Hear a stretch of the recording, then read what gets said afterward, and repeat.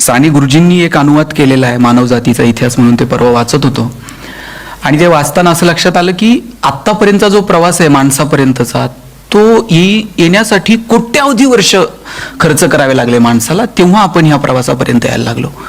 कितीतरी हजारो वर्ष गेली माणसाला या शोधापर्यंत, संशोधनांपर्यंत यायला.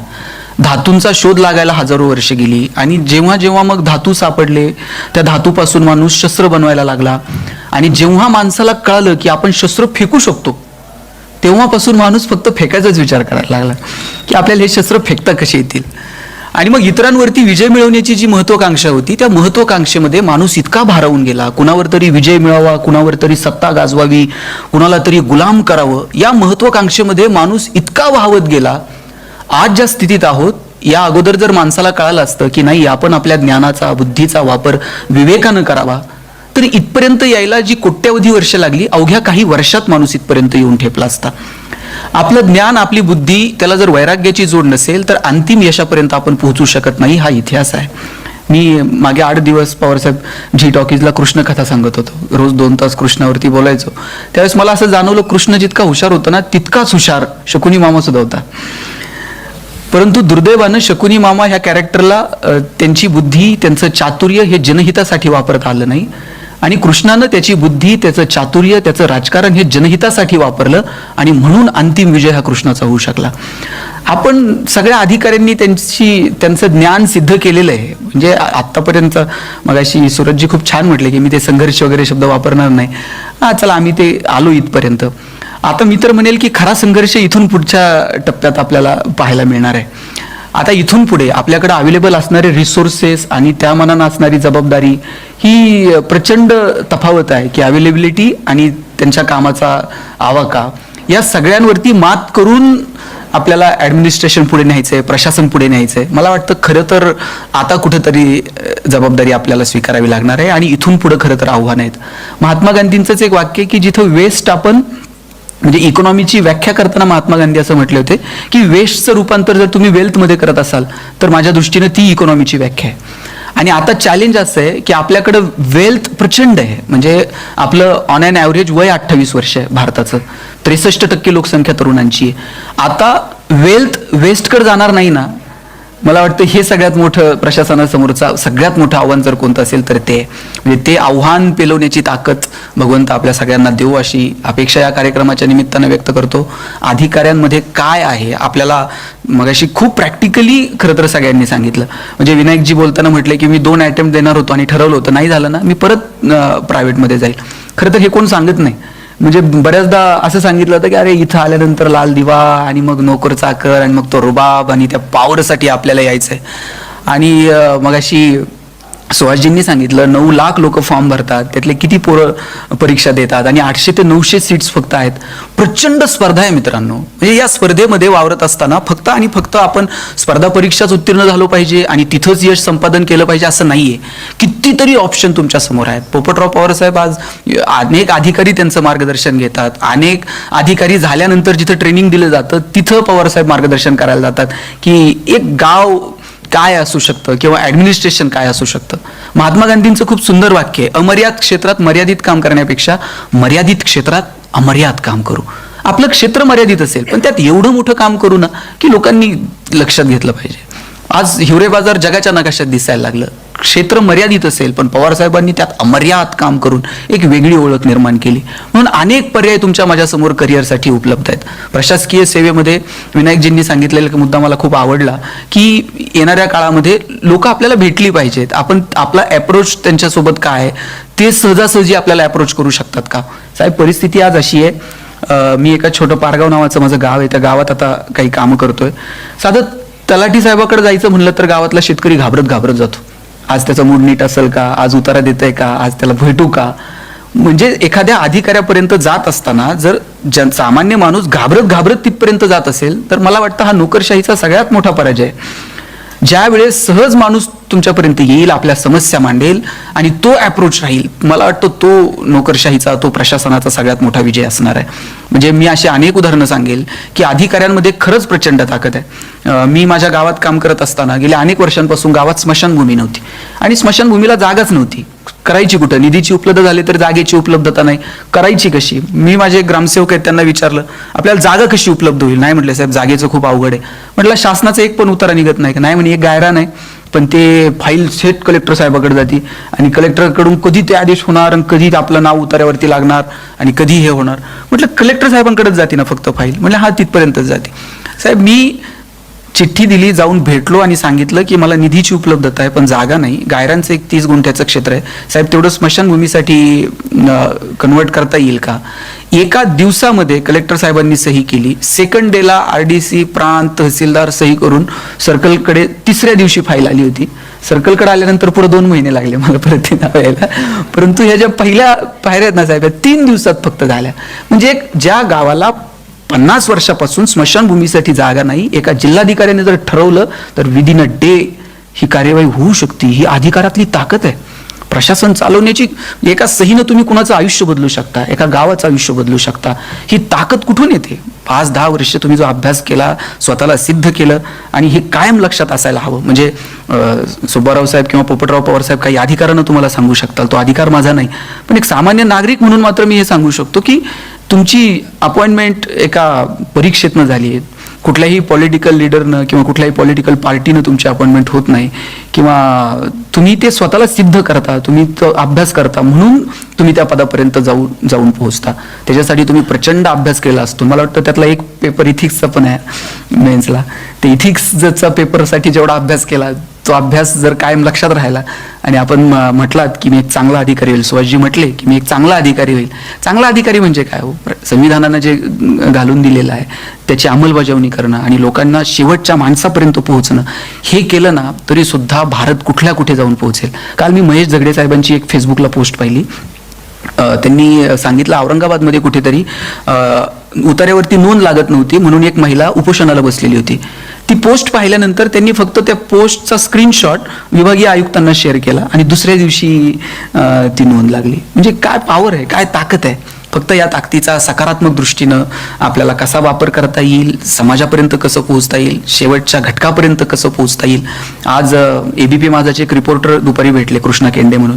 ते सांगत होते वैजापूर तालुक्यात का कुठे एक गाव आहे, त्या गावामधला पवारसाहेब एक बंधारा पूर्ण भरलेला होता. ग्रामपंचायतनं ठराव करून तहसीलदार साहेबांना दिला की या बंधाऱ्यावर तातडीनं काम करा, कधीही हा बंधारा फुटू शकतो. तहसीलदार साहेबांनी सेकंड डे लगेचच संबंधित विभागाला ती माहिती कळवली. 1 महिना त्याच्यावरती कार्यवाही झाली नाही कुठलीही. 1 महिन्यानंतर तो तलाव फुटला. त्या गावातलं रिपोर्टिंग करताना तो रिपोर्टर रडत होता. फक्त शर्ट शिल्लक राहिला म्हणला अंगावरचा, नाहीतर जेवढं होतं नव्हतं ते सगळं वाहून गेलं त्या पुरामध्ये. म्हणजे ॲडमिनिस्ट्रेशनमध्ये तत्परता आणणं हेच सगळ्यात मोठं चॅलेंज मला वाटतं सगळ्या अधिकाऱ्यांपुढं येणाऱ्या काळात असणार आहे. याच्यापेक्षा वेगळे चॅलेंजेस नाही आहेत.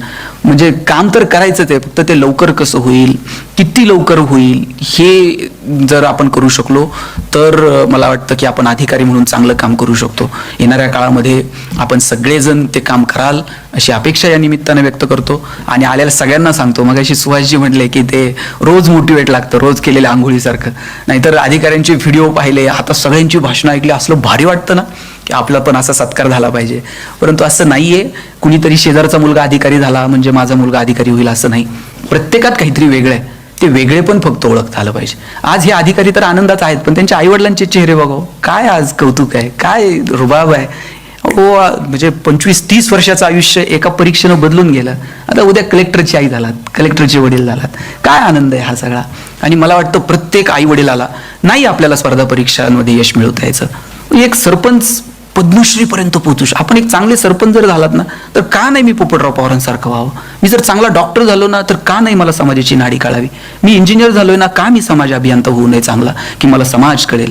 मला वाटतं ज्या क्षेत्रात जाल ना त्या क्षेत्रात एवढं मोठं काम करावं की आपल्या आईवडिलांना अभिमान वाटला पाहिजे. आज सत्कार होताना मला या अधिकाऱ्यांपेक्षा सुद्धा त्यांच्या आईवडिलांचा हेवा वाटतो की आज त्यांना वाटत असेल की अरे चीज झालं आयुष्याचं, आणखी काय हवं असतं. मी विठ्ठल लहानींचं एक भाषण ऐकलं होतं पवारसाहेब. विठ्ठल लहानी सांगत होते की मी प्लॅस्टिक सर्जन झालो, पण प्लॅस्टिक सर्जन झाल्यानंतर रोज 4 सर्जरी मोफत करायचं ठरवलं.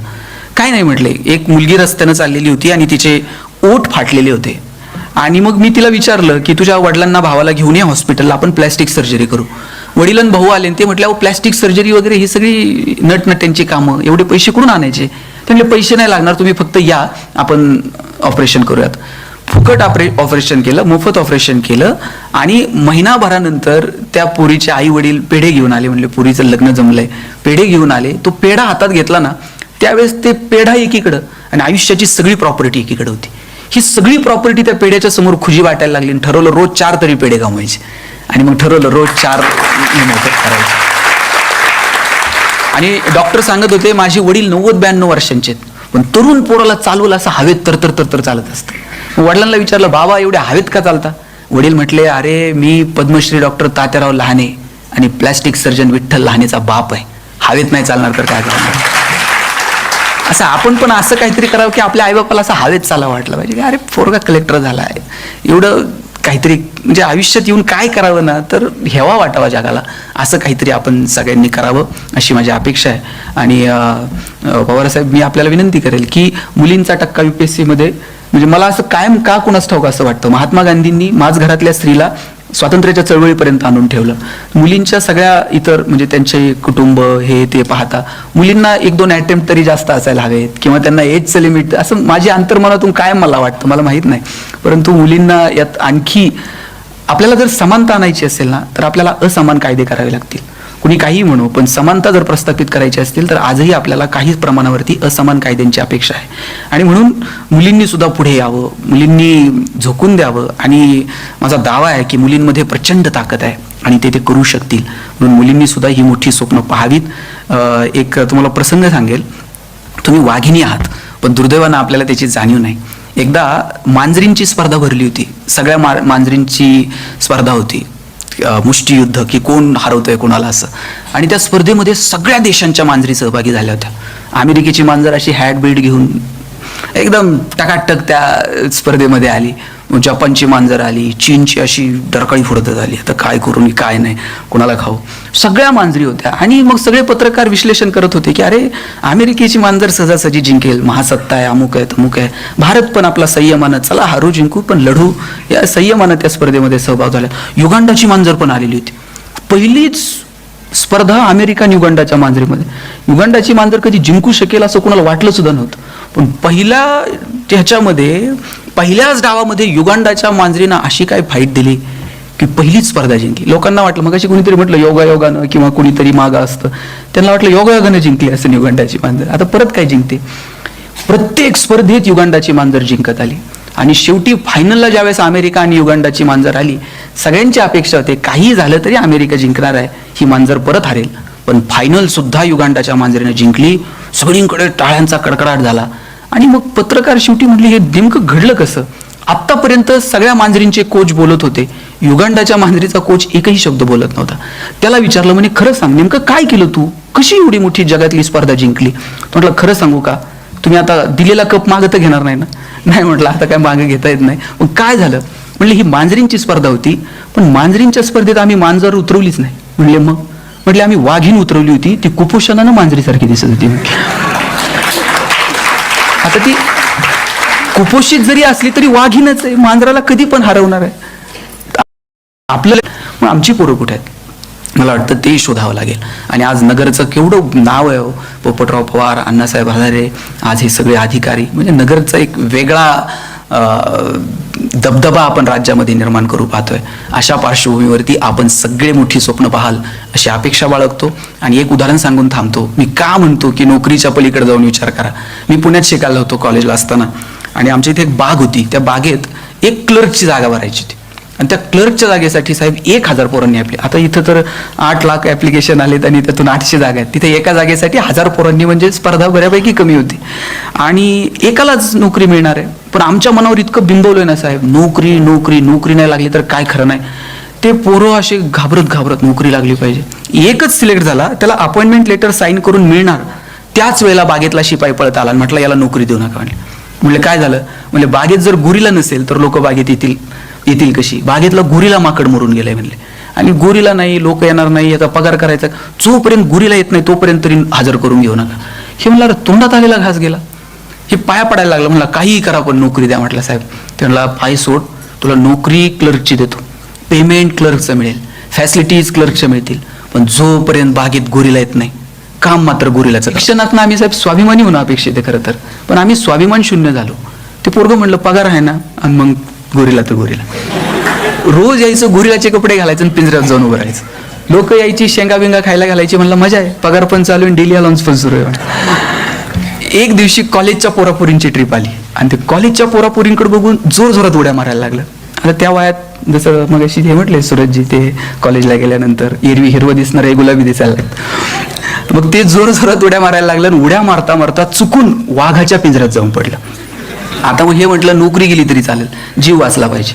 हे वाचवा वाचवा म्हणून जोर जोरात ओरडायला लागला. याच्या आवाजानं झोपलेला वाघ जागा झाला, चवताळून याच्या अंगावर धावून आला आणि हातावर हात ठेवून म्हणला, ओरडू नको नाही तर दोघांची नोकरी जाईल.